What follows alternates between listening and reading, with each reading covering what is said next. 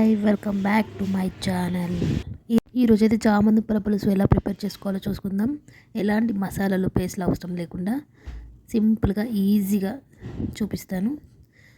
ముందుగానైతే చామందుంపల్ని బాగా కడిగి కుక్కర్లో వేసుకొని నీళ్ళు వేసుకొని 2 విజిల్లు వచ్చే వరకు ఉడికించుకొని స్టవ్ ఆఫ్ చేసుకోవాలి.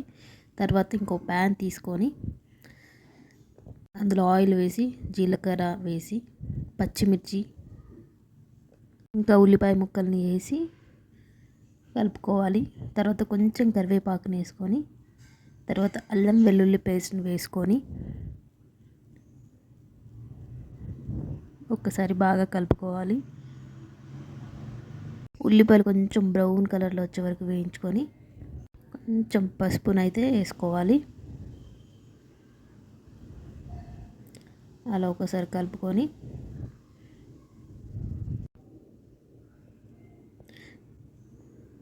ఒక 2-3 టమాటాలు మీకు ఎంత సరిపడితే అంత టమాటాలు కట్ చేసుకొని ప్యాన్లో అయితే వేసుకొని ఒక్కసారి కలుపుకోవాలి. ఒక 2 నిమిషాలు టమాటాలు మగ్గించుకున్న తర్వాత కొంచెం సాల్ట్ వేసుకొని ఇంకోసారి కలుపుకోవాలి. తర్వాత ఒక 2 నిమిషాల తర్వాత కొంచెం కారం పొడిని అలాగే కొంచెం గరం మసాలాని వేసుకొని ఒక 2-3 నిమిషాల నుంచి కారం పట్టే విధంగా కలుపుకోవాలి.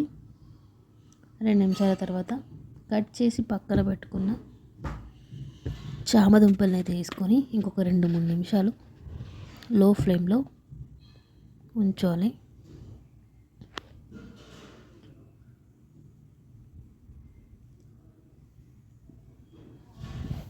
తర్వాత చింతపండు గుంజుని వేసి ఒక గ్లాస్ వాటర్ వేసి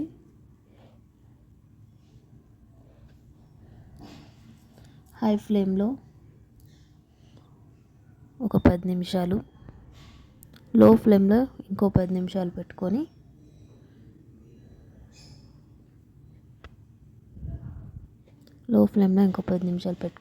మూత తీసి చూస్తే ఇలా నూనె పైకి తేలియాడే విధంగా కనబడుతుంది.